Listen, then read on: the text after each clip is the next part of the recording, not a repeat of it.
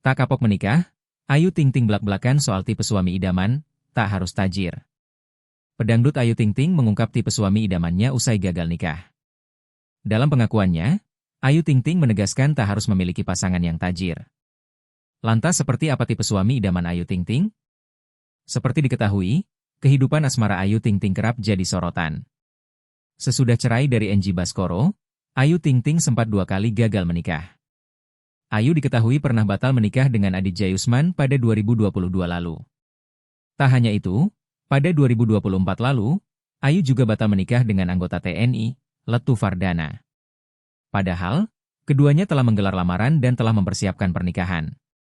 Walau bolak-balik gagal, Ayu Ting Ting tak trauma dengan pernikahan. Kegagalan itu membuatnya lebih selektif memilih pasangan. Seperti beberapa waktu lalu, Ayu mengungkap keinginannya untuk menikah lagi. Ia juga mengungkap kriteria suami idamannya. Aku pengen punya pasangan yang bisa jadi sahabat sekaligus ayah yang baik untuk anakku, ujar Ayu.